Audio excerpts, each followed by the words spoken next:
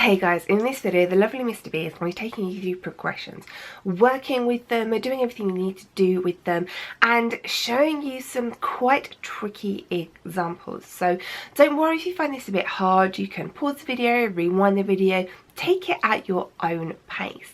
And then if you want to see that you've properly understood everything you need to, over my website there are thousands of multiple choice questions for you to practice.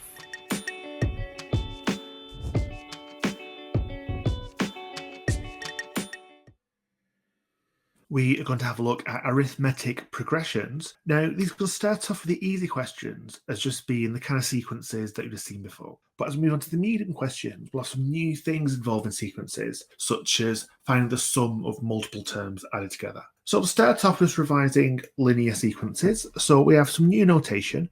Un equals 7 over 4n minus 1. Now, the UN, all that really stands for is telling us that this is the nth term of a sequence. So for this question, we're going to find the first 5 terms of this sequence. So let's write out what we've got. We've got 7 over 4 lots of n minus 1. So if we wanted the first 5 terms, then we want term 1 when n is 1, term 2 when n is 2, term 3 when n is 3, term 4 when n is 4, and term 5 when n is 5. And it's just a matter of substitution, swapping the n for the numbers we have written down. N's going to change, but the rest of it's going to be the same. So we have 7 over 4 multiplied by 1, take away 1. 7 over 4 multiplied by 2, take away 1, and so on. So we're going to work these out one by one. Now, these are written as fractions, so our answers can be fractions as well. You can use a fraction button on your calculator, or alternatively, what you might want to do is just work this out using a non-calculator method. So we have 7 over 4 times 1, just going to stay the same, and then we're going to take away 1 from it, and you should get 3 over 4 as your answer. Moving on to the next question, we have 7 over 4 times 2. So 7 over 4 times 2, that's going to give us 14 over 4. Then I'm going to take a whole one away from it. Now you think about a whole one would be 4 over 4. So we've got 14 over 4, we're taking away 4 over 4. That will give us 10 over 4. Moving on to question 3, we have 7 over 4 times 3. So 7 times 3 is 21. That'll be 21 over 4. And again, take away a whole one, which is 4 over 4. 21, take away 4 is going to give us 17. So this will be 17 over 4. Moving on to the next question, 7 over 4 times 4. So again, times the numerators. So that'll be 7 times 4 is 28. It's 28 over 4. Take away a whole one, which is 4 out of 4. 28 take away 4 is 24 out of 4. You should see a pattern here. Each time the denominator is staying the same, but the numerator is going up by 7. So we think, well, 24 plus 7, we should be getting 31 over 4 for our last answer. To make it a little bit clearer, you might want to turn these into mixed numbers. So the first one, 3/4 is fine. We can just leave that as it is. But then 10 over 4, how many 4s go into 10? 2 whole 4s go into 10, and we have 2 left over. So we're thinking, 10 over 4, we've got a 4 out of 4, a whole one, another 4 out of 4, a whole one, and then 2 more. And we can simplify the fraction. That would be 2.5. Move on to the next one. Every 4s go into 17. So that would be 4. I mean, 4 whole ones go in, and we'll have 1 left over. So it'll be 4.25. If you're not too sure about your fraction skills, go back and watch the fractions videos, particularly the ones on equivalent and simplifying fractions. Moving on to the next one, 24 over 4. Well, we can do 24 divided by 4. It's 6. So there's no need for any fractions here. And last one, 31 over 4. So how many 4s go into 31? Well, 7 4s go into 28, and that'll mean that there's 3 left over. All I want to do at the end is write out our final sequence. So our final sequence is 3/4, 2.5, 4.25, 6, and 7 3/4. So we have exactly the same as linear sequences you've done before. It's just that the notation is a little bit different, and it might be a little bit more complicated, for example, using fractions on the end. With the next question, there's also a revision for linear sequences with some difference in notation. And for this one, we're being asked to find U45. So what does that mean? Well, you can see the 45 for the U is lowercase, and it corresponds to lowercase n in the nth term of the sequence. So it's just asking us for the 45th part of the sequence. So I'm going to write the sequence down. We have 7 over 5n plus 2 over 5, and we simply need to substitute in for n 45. So if we swap n for 45, that leaves us with 7 over 5 times 45 plus 2 fifths. So we can multiply together the numerators. So it's 7 times 45 is 315 over 5, and we're adding on 2 over 5. Another 2, 317 over 5. Now that's our answer as a fraction, but it is an improper fraction. So what we might want to do now is think, well, how many times does 5 go into 317 so we can turn it into a mixed number?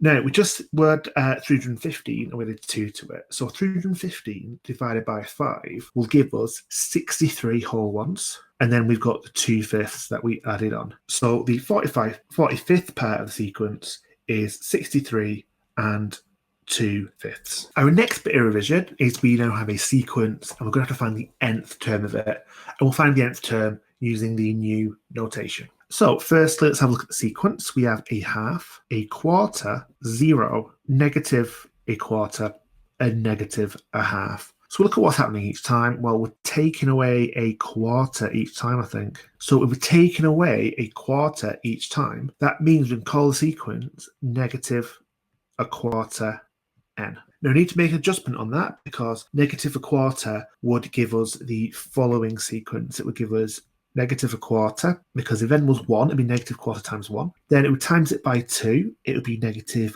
2 quarters, which is the same as negative a half. And then if n was 3, we'd have negative 3 quarters. So negative a quarter n on its own doesn't describe the sequence. We have to make an adjustment. Now, if our first term should be negative a quarter, but we actually want a half, what we're going to have to do is we're going to have to add on a quarter to get to 0 as our first term, and then add on another half to get up to a half for our first term. Now, 1 quarter and 1 half, think about being 2 quarters. Altogether, we are adding on 3 quarters. So we can write our sequence as negative a quarter n plus 3 quarters. What you might see here is the way to write this that uses 1 less character, and you might see the 2 terms reversed, and you might see it instead written as 3 quarters take away a quarter n. Now you can see they've both got negative a quarter n. They've both got a 3 quarters. Now in the first version it's a plus 3 quarters. In the second version there's no plus there. But because it's the first term, we assume it's positive.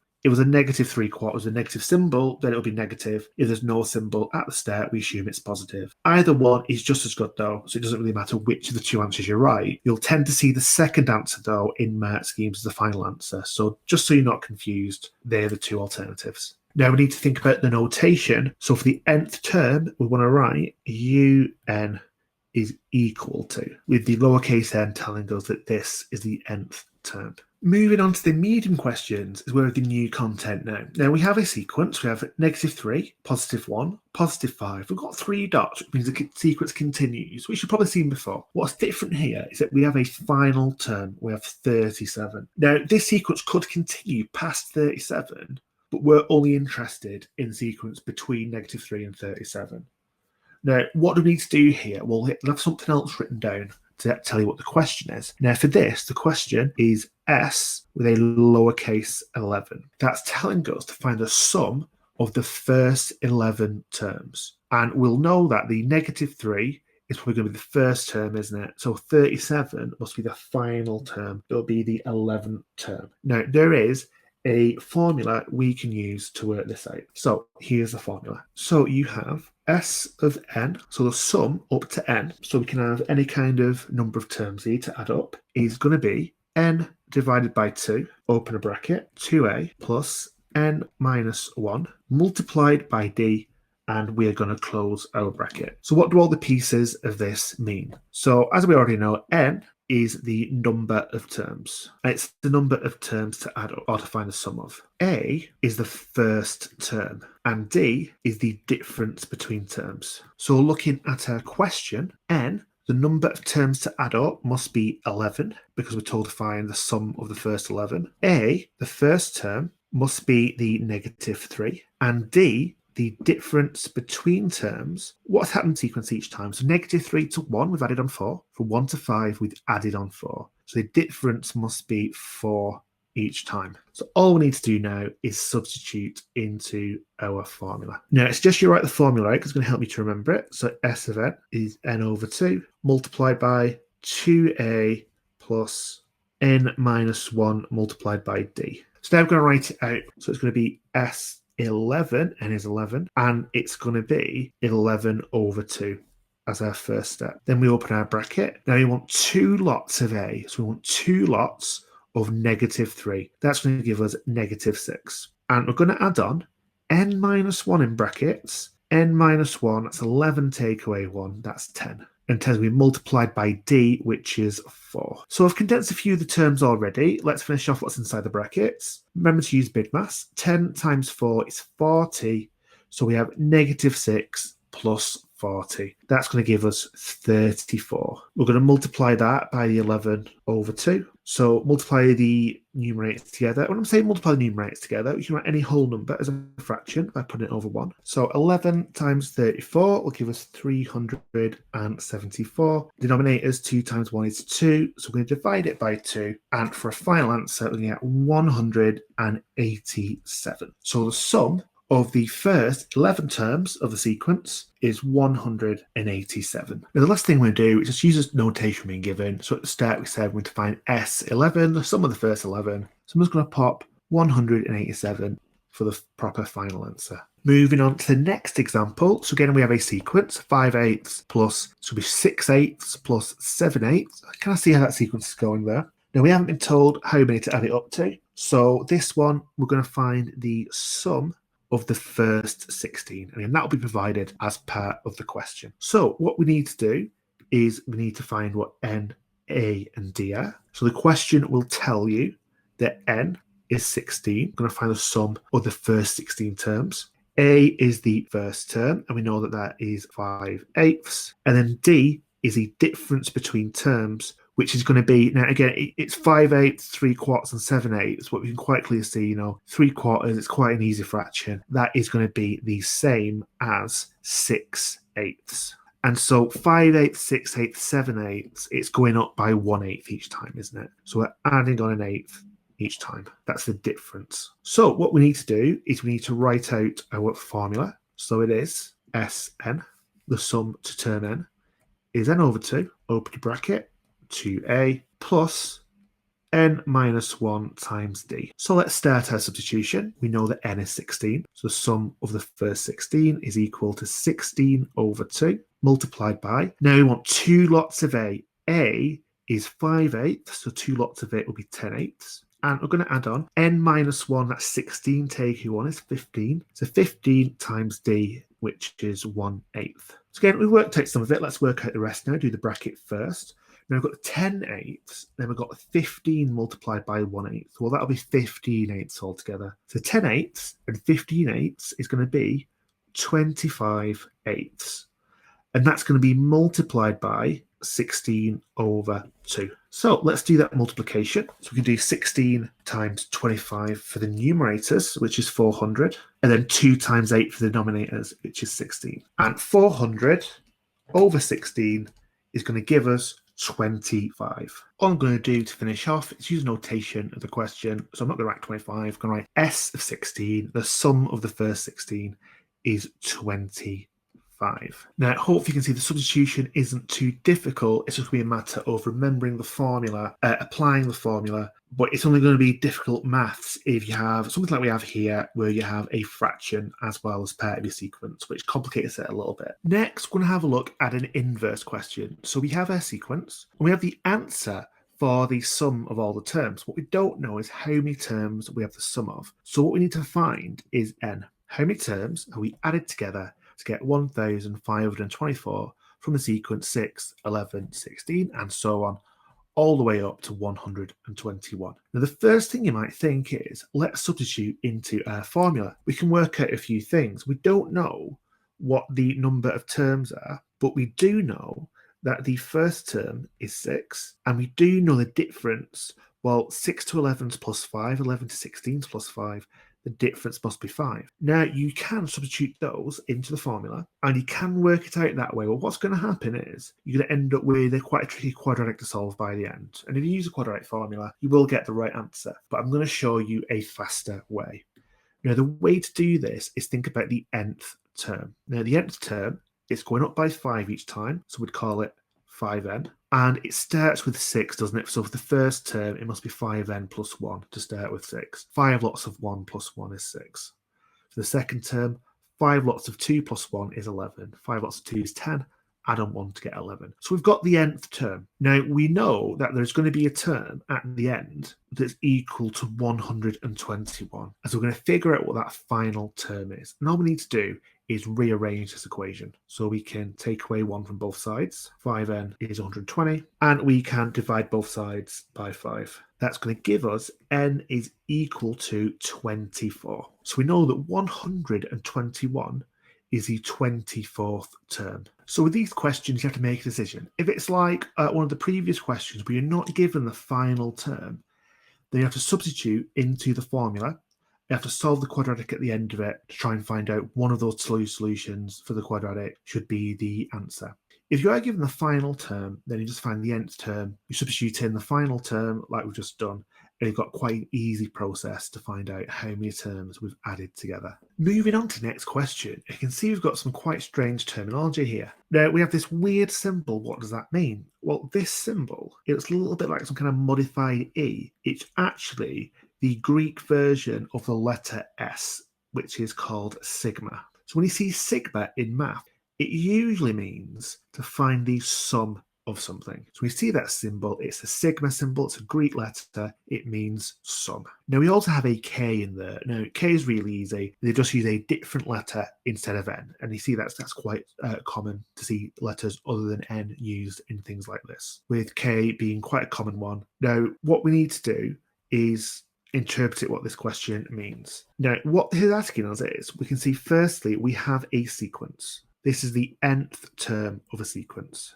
And then we have some numbers around the sigma. We've got k equals 1 and we've got a 12. Now that means we are going to find the sum of the first 12 parts of the sequence. So before, we've said, S and a letter, a lowercase letter, it's the same thing. So rather than writing sum, I'll just write what we wrote before. We're going to find S12, the sum of the first 12. So we have to find our letters as usual. Now, firstly, n is a number of terms to add up, and we know that n is going to be 12 because we'll find the first 12 parts of the sequence. A is the first term. And to find the first term, just substitute it into the nth term. So what the first term, k will be 1. So 8 times 1 plus 1. 8 times 1 is 8. And add on 1 is 9. A, the first term, should be 9. The difference between terms, that's going to be the coefficient on the k. It's 8. This is going to go up by 8 each time. K is being multiplied by 8. It's going up by 8 each time. So we've actually found all the bits we need to use our formula.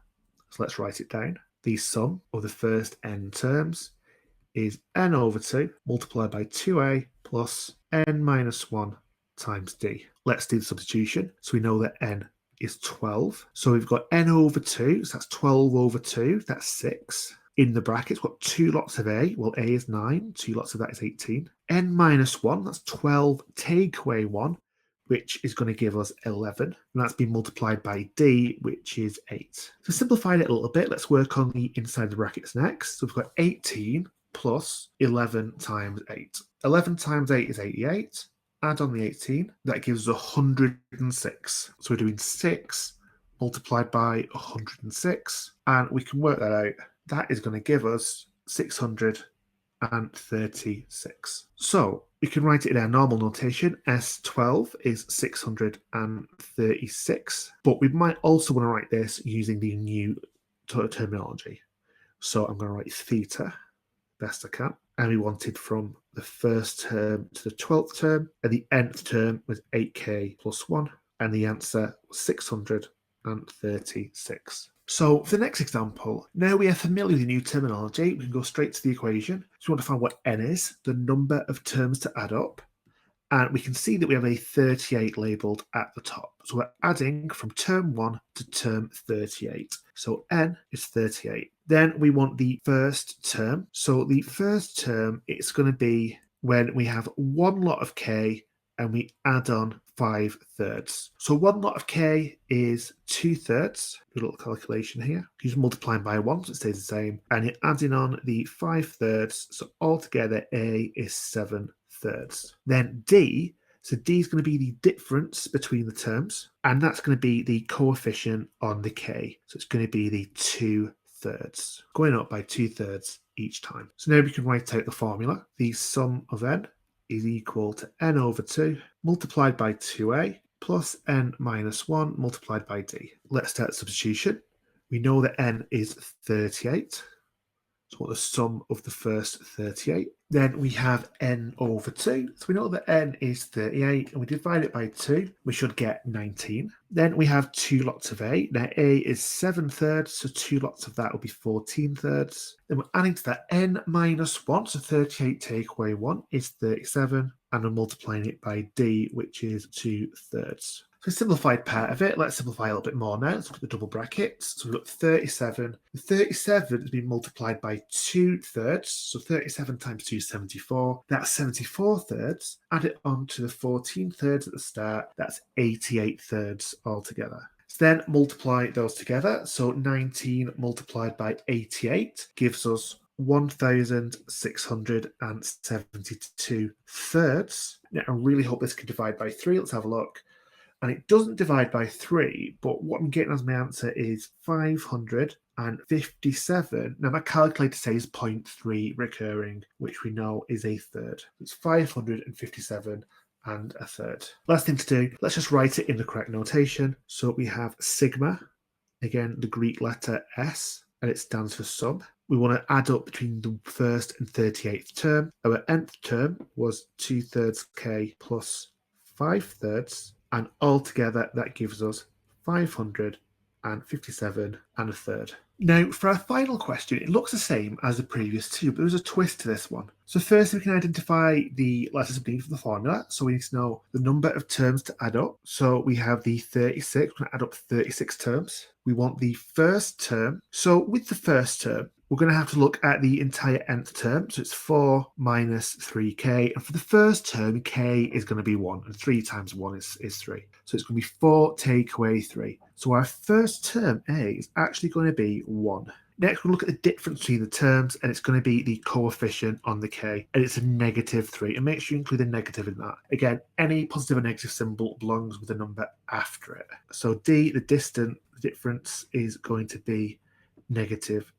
Now, there's one difference you might have spotted, and it says k equals 5 at the bottom. And that means we're not going to add up the first 36 terms. We're going to start at the 5th term, and we're adding up from the 5th to the 36th term. Now, there isn't really a way to use the formula to achieve that, not without a lot of complication, but there's a really easy trick that we can take here. What we can do is we can add up the first 36 terms, but we don't want the first 4. We want to start with the 5th term. So what we can do is we can do a second substitution where we find the first few terms and we take them away afterwards. So we'd have n is equal to 4 because we'd add up the first 4 terms and then we'd take them off, leaving us with the 5th term and onwards. But if we did that, it would still be, the first term would still be 1 and the difference would still be -3. So let's do our substitutions. So let's do the 36 one first. So I'm going to write sum of the first 36. And it's important to write that down so don't get it mixed up with the other one. We have n over 2, so 36 over 2, which is 18. Then we have 2 lots of a, so 2 times 1 is 2. And we're going to add on n minus 1, so 36 minus 1 is 35. And multiply it by d, which is -3. So that's our first substitution. Now we can work that out in a moment, but let's also write down a second substitution, which is S4. So n is 4, so 4 over 2 is 2. And then the 2a is going to be the same, but the n minus 1 will be different. Now the n is 4, so 4 take away 1 is going to give us 3. But that's still being multiplied by the -3, the difference. So there are 2 substitutions. Let's try and simplify these now. Starting off the double brackets, we have the 35 multiplied by -3, which is -105, and 2 was being added to that. So we've got 18 multiplied by -103, and if we multiply those together, we are going to get -1854. And it is negative. If you look at the sequence, it's a -3k sequence. That means it's going to go down by 3 each time, so it will get into negative numbers. Moving on to the next one, again the double brackets, we've got a 3, it's being multiplied by -3 to give us -9, and we're adding the 2 on. That gives us 2 multiplied by -7, which is -14. So what we have is the sum of the first 36, and we have the sum of the first 4. Now we only want the sum from the 5th to the 36. We have to cut off the first 4.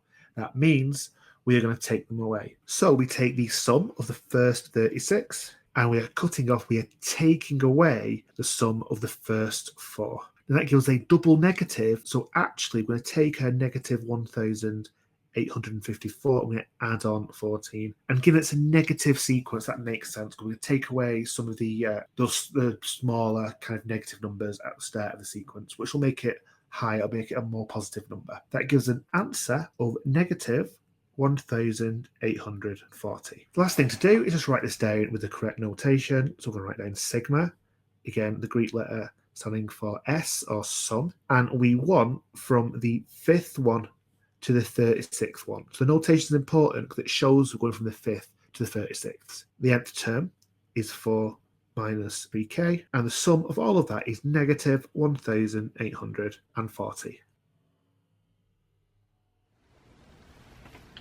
Ouch!